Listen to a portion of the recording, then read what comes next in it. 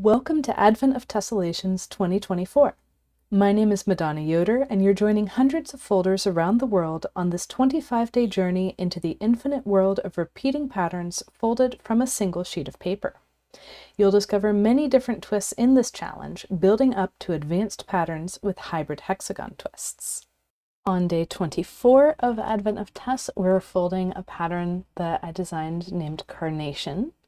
And you'll notice that these hybrid hexagon twists are overlapping each other. So that's a particularly interesting result with hexagon twists, like coming and laying on top of each other. This will be folded on 16 grid divisions. If you have a 24 fold grid, don't worry, you can still do it. You'll just have 4 spaces of border around the edge. With 16, the corners of the triangle twists do touch the edge of the paper. So if you'd like the crease pattern for today's design, definitely make sure you're signed up for those email reminders at training.gatheringfolds.com/advent, and let's dive into folding the pattern. Our center is going to be an open hexagon twist, so our mountains are going to be 1 spacing above the corner on the right hand side, with the valleys 1 spacing above that.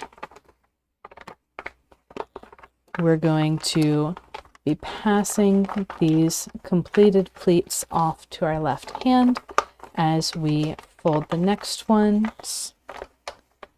And you can start seeing around pleat 3 or 4 a star forming in the center. And this is what I start using instead of the edge of the paper to guide where to place my next twists. Both sets of references get you the same result. It's just usually I'm working on patterns with much larger grids in terms of many more divisions. And so looking at that central reference is faster and easier than looking at the corners. But since we're using 16 divisions today, looking at the corners is perfectly reasonable. Once we have that puffy hexagon star, we're going to press to squash.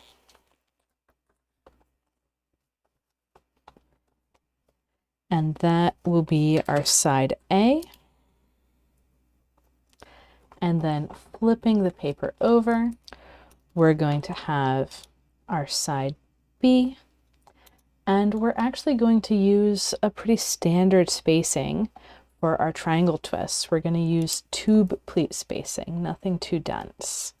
So our valley is going to be 1 spacing above the folded mountain. Our mountain fold 1 space beyond that. These are going to be closed triangle twists. So we'll get a tube pleat down below and a tube pleat up above in the opposite sense. It's one of the cool things about closed triangle twists around open hexagon twists. You get the same spacing on both sides of the twist. And then we'll rotate and do it again. So I'm working around clockwise because those hybrid hexagon twists are on the opposite side relative to these triangle twists. Finding that tube pleat spacing and then using that intersection of mountain folds to locate our 3rd direction of mountain fold.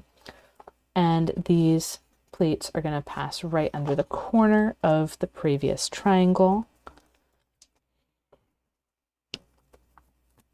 creating a pleat overlap in there, because as we're folding our new triangle, we're only opening the bottom of the tube, the pleat coming from the hexagon, leaving the pleat from the triangle fully folded as we set up and squash. And you can tell once you've done this quite a few times, this process of setting up and squashing the closed triangle becomes really ingrained in muscle memory, very quick. So you can see I'm kind of just grabbing the paper and the triangle appears. That is something that comes with practice. And as we've been doing lately, we're going to make a compound wrap on the pleat coming from our first triangle with the pleat coming from our final triangle. And so this valley fold is coming straight from the corner of the open hexagon hole, because that's where all the corners of these triangle twists are. And as it's hitting the mountain of the pleat from the first triangle twist, it is bouncing. So this is the original grid line. It's bouncing one over until it hits the valley of this pleat from our first triangle, and then splitting and heading out. We're also going to have a three-way intersection of valleys up here where it first bounces, and that intersection point is going to get popped down, and that whole zigzag is going to be a low point in the paper. And then we're going to have a parallel zigzag, one space shifted, of mountains, and we need to find the third pleat of our triangle twist in order for our compound wrap to lay down flat. And squash.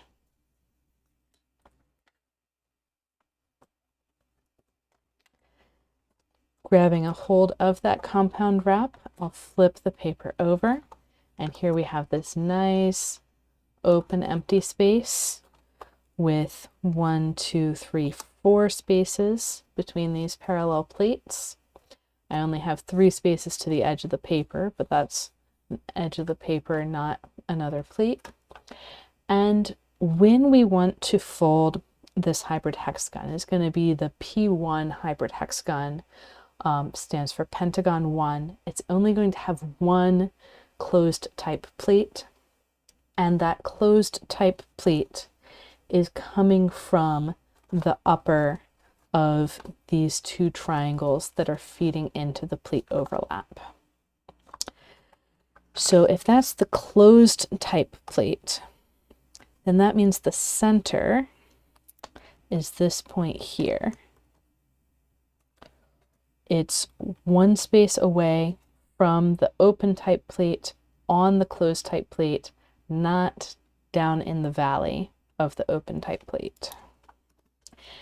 And I'm going to need to lift up.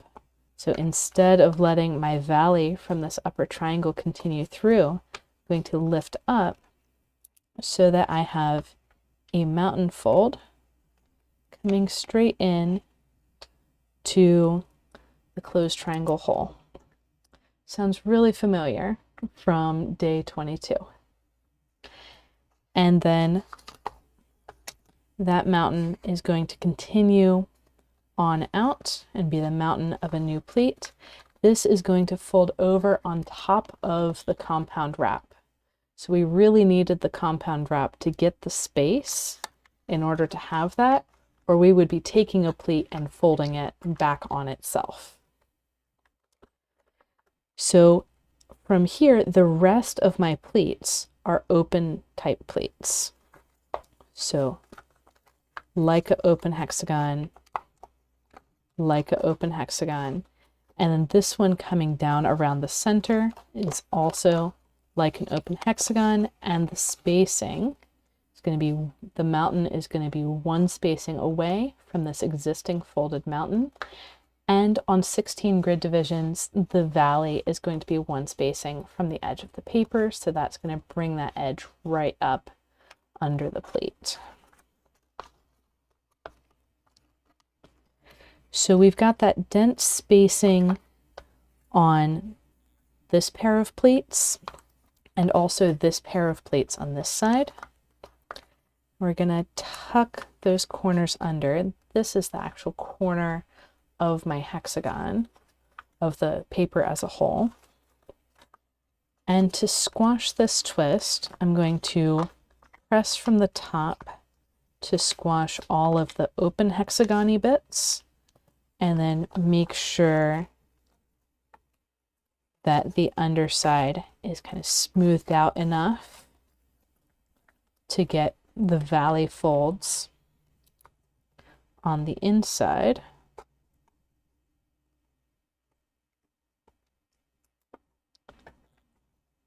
And have that fold down flat.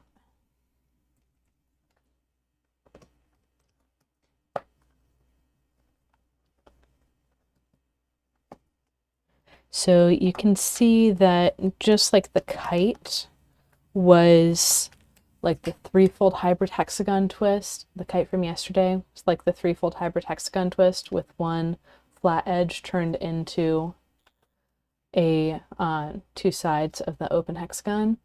This P1 hybrid hexagon is like the rectangle with one of those long sides turned into two sides of the hybrid hexagon, or sorry, the open hexagon. Oops. Keeping it in view. So then we're going to work around the paper clockwise, not getting into these really overlappy grid areas. Granted, this is also an overlappy grid area, but we're working around in the same way that we have been for all of the other hybrid hexagon patterns that we've been working on since day 19. And so we're going to be working around here. We've got the upper pleat, we've got the lower pleat, and this is where we're going to see the overlap between our hybrid hexagon that's going to be laying in on top and this hybrid hexagon down below. So we're actually going to have our valley fold come straight from this triangle hole and hit, the important part is that it hits one space from the corner of the hybrid hexagon twist. And I can open the outer pleat, run that valley through.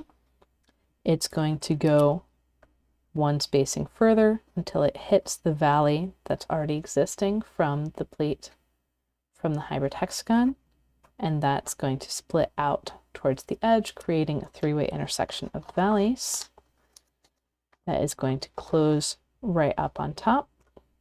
And now when we go to open our pleat overlap, what I want to make sure of is that I'm lifting the continuation of this mountain fold coming in from the triangle wrap. So it's creating a mountain all the way to the closed triangle hole. And then I'm lifting, so I've got this valley fold under here coming from the triangle. I'm lifting that up to put in my new mountain fold going around the center. That very tight spacing, one spacing from the parallel mountain. And then things are stable enough that I can hold the rest of the paper down flat and fiddle around in here with finding this one spacing of mountain fold. Of course, if you're using a 24 fold grid, you'll be seeing a accordion pleat over the triangle wrap, which is shown up again and again. And then this final pleat helping create this most of a puffy hexagon star. And then we can squash the open hexagon areas and make sure that those little pillows are prepared for squashing, like running their finger or bone folder along on the underside to make sure those squash cleanly. And now we've got the tip of our hybrid hexagon over the next hybrid hexagon.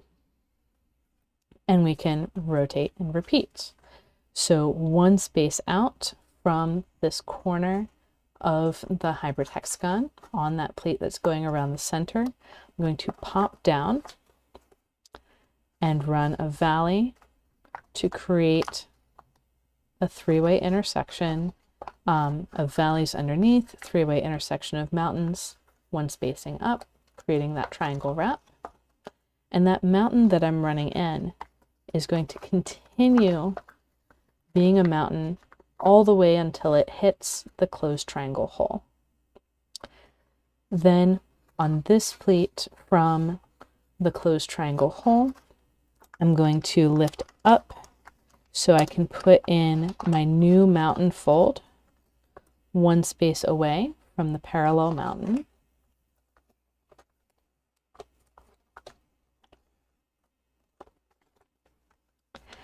And now, so I'll go ahead and draw this on because I didn't draw it before. My next valley folds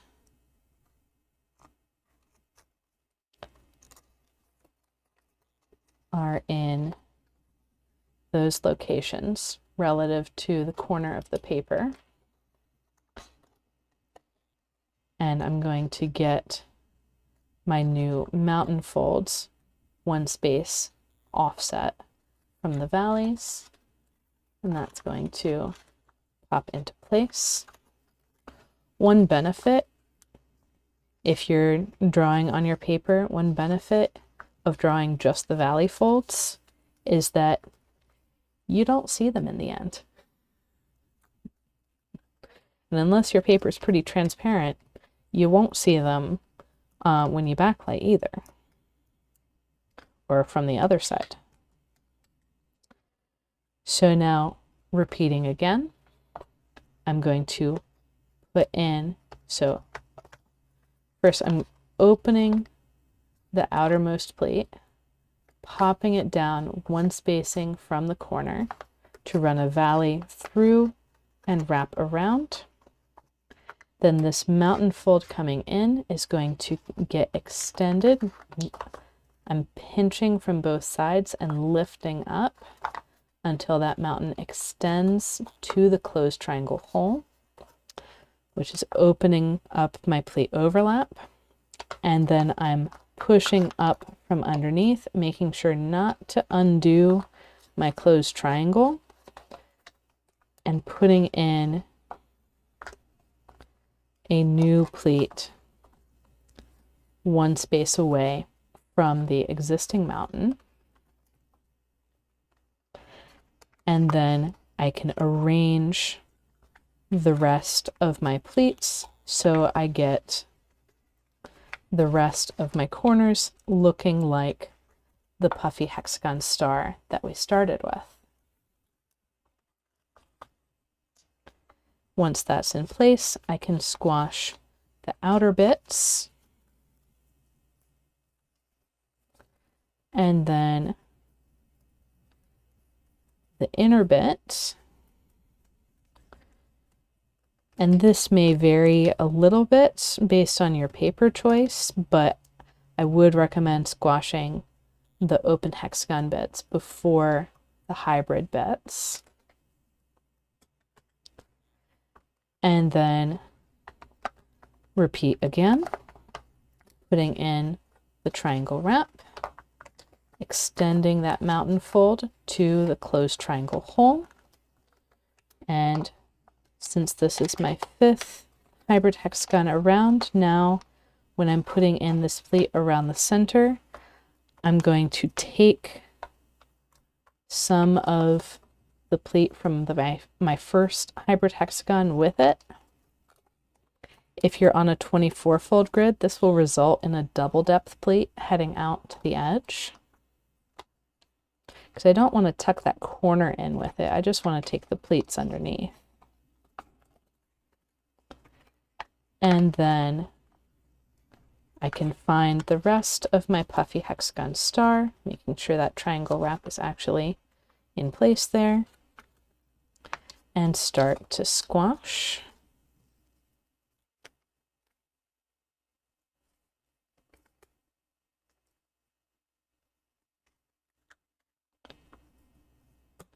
And you might be wondering, well, if we're overlapping here, how's that going to work for the sixth one? And there's a couple options. So we'll start in exactly the same way that we've been doing, by finding our valley fold that's hitting this mountain one space away from the corner to extend on through, popping that mountain fold down and getting the triangle wrap in place. And here we need to really pull out, and I'm going to pop that, so that's the compound wrap coming out, and I'm extending this mountain fold on the same grid line all the way in until I hit that closed triangle hole. So all the way in until I hit the closed triangle hole. I've restored this pleat from the first hybrid hexagon twist, and my new mountain fold is going to go underneath. And one space from this corner is where the three-way intersection of mountains is, that I will wrap around. And I can either tuck this corner under right now, there's enough space for it to go under, or I can let it stay kind of floating up and try and squash this underneath. And then I'll find my remaining corners of the puffy hexagon star, get everything down onto the table, and here I'm going to start squashing, and I'm going to show this squash, and you might want to reach underneath to get some stuff poked out into the corners like I did. I'm going to show this with this corner tucked under. So whatever we do most recently is on top. And then once our twist is squashed, we can pull that corner out and put it on top, because we do want to have the rotational symmetry going all the way around. But we could, if we chose, have all of those corners tucked under, and that would be kind of a different look for the pattern. The crease pattern can't tell you any answers about layering, so it's up to you. And then one last thing, we're going to flip over to the B side and turn all of these triangle wraps into closed triangle twists. And this pattern is dense enough that if we did have more grid, like if you were working on 24 grid divisions, we would have a pleat running right under these triangle twists. So there's no flexibility. Like yesterday we saw there was flexibility in clematis to pick a different triangle twist. In Carnation, there's no such flexibility. So speaking of continuing the pattern, there are many, many, many ways of continuing any of these patterns. And Carnation actually is the day with the most alternate endings in the Advent of Tess ebook. It has 5 different ways of repeating the same motif that you can see photos and crease pattern for with more repeats. So that is all of Carnation. And we are one day away from the final day of Advent of Tess, which is May Apple. And you can see why we've been working towards higher and higher density with these hybrid hexagon twists, because this one is even more dense and it gets a flagstone center. So Definitely reach out if you need help. Discord is an excellent place to do that. There's also lots of people posting on Instagram and Facebook. Definitely tag me at Gathering Folds so I can see your post, and use hashtag Advent of Tess or Advent of Tess 24 to show other people where you learned how to fold this. So happy folding, and see you for tomorrow's tutorial.